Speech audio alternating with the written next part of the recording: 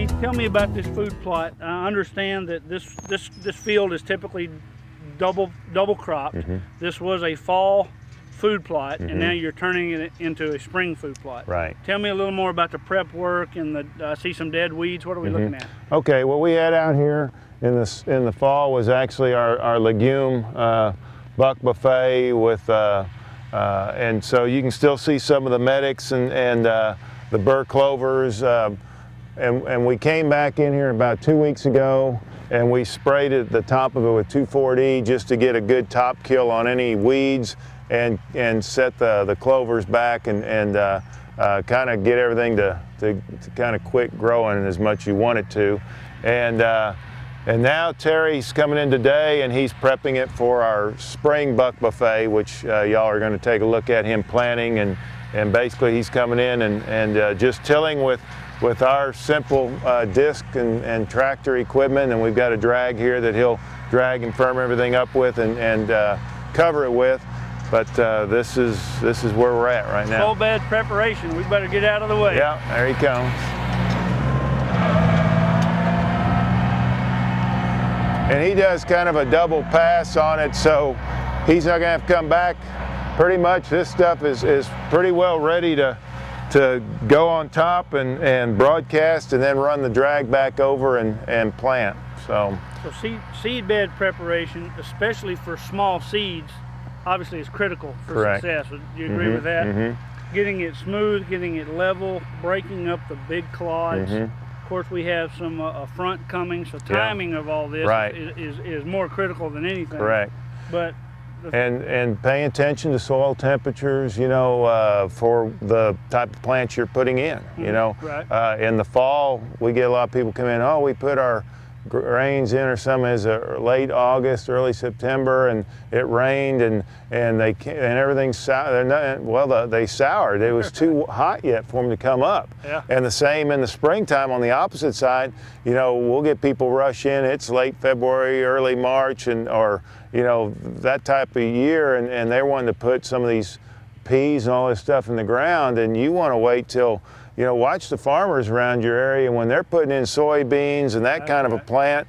That's when you can go do it. If you're doing it before them, there's a reason why they aren't out there doing it too. Watch the professionals. That's right. Seek professional advice. That's right. So there's no need to go through this exercise if it's going to fail from the beginning. That's right. We're spending a lot of time and energy and money, so do it right. Spend your money wisely. So a good seed bed preparation, quality timing, quality seed. Obviously, I never recommend people go buy the cheapest seed on the market, or if it's on sale, there's probably a reason. You know, go to a Pogue Agri Partners, go to an established seed distributor, dealership, and buy the seed. It's good quality, pure live seed. So spend your money wisely, and you'll see some of your successes much quicker. And Terry did broadcast last week. He did put out a low nitrogen phosphate potash mix.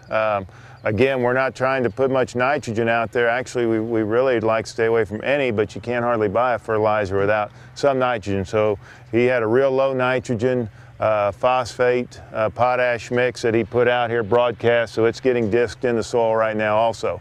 But what we're planting here is all legumes. It's a mixture of cowpeas, different varieties of cowpeas, soybeans, a couple varieties of soybeans, 2 varieties of lab, a little bit of cream sorghum. So it's a real good, popular again, mix. The buffet, the variety, so that it spreads the growing season and the utilization, the effectiveness out. And so the blend costs less as maybe one particular individual, but it lasts longer. Yeah, it's going to be a little more expensive than if you went out and just bought a bag of cowpeas by themselves, or but you're spreading your risk on soil types, you're spreading your risks on maturity. Some of this stuff's going to come on quicker, some later. The deer are going to have a chance to go through and work on different things, and also they're pre-inoculated, so you don't have to mess with inoculation. You said earlier about pre-inoculation. Tell me a little bit more about inoculants, the why, the how. Why don't we mess with that? The importance of inoculant for legumes is for their ability to take the oxygen in the air and fixate it through the plant and put nitrogen into the soil. So without inoculation, the plant doesn't as efficiently do that. And so, you know, if you don't inoculate, or you're going to skip the inoculation process, then I'd say you probably need to put nitrogen out there, because the plants aren't going to fixate nitrogen in the process as you keep going through the plot plantings every year. So the inoculant's probably cheaper than the nitrogen fertilizer. Absolutely. So again, spend your money where it's most effective, most efficient. Right. To get the most bang for your buck. Right, and each plant has its own specific rhizobium inoculant. So you can't just buy one pack of inoculant and go, this is going to inoculate everything. I mean, you've got different inoculants for cowpeas, for soybeans, for lab, for bundle flower, all take, you know, for the winter peas, the clovers, the alfalfa, everything takes different types of inoculant. So you've got to make sure, if you're doing it yourself, match the correct inoculant with the plant. Would that be a process of where you spread the seed into the seed bin, put the inoculant on top, and then manually mix it? Or yeah, you can do it two ways. There's clay type of attaching inoculants that you can buy that you can do on a dry application. Most are done with a slurry peat moss type inoculant that you're going to mix in maybe a small butter bowl or something, and you pour real Coke with the sugar base on it to make it sticky, mix it up, make yourself a slurry, syrupy kind of mix, and then pour it over the seed, mix it onto the seed will attach with it, and then let it dry maybe a half hour or so, and then put it in the ground. So it's still very easy to do in the field. Yeah. It's practical, has field application. Right. Yeah. And then we do it mechanically with our seed coating machine.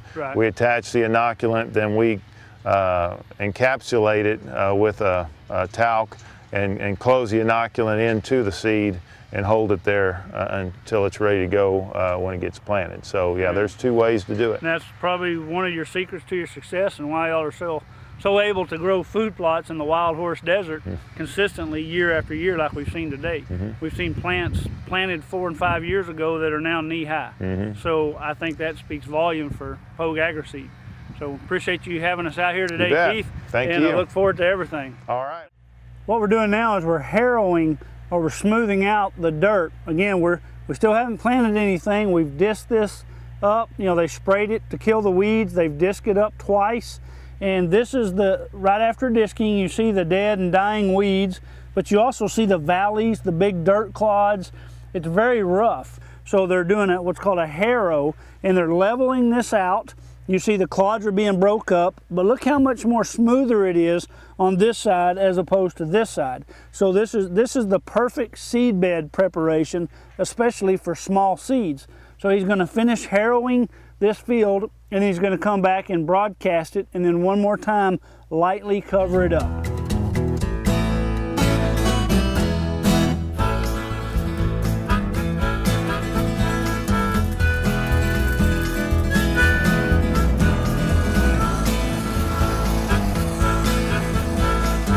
And of course, that method there is the broadcast seeder. You notice it's covering about 15-20 yards across. Now, it's not the most recommended way, but for small seed it works great, and we are planting a blend that has some small and medium-sized seed. So obviously he's going to plant this field, and then you'll see in the last segment where he lightly harrows it again. He's got the perfect seed bed. He slung the seed out. He's going to lightly cover it, and this food plot's ready to go. We've got a light rain coming down. The conditions are perfect. Soil moisture is perfect. This plot will be up in a few more weeks, and we'll come back and check on it.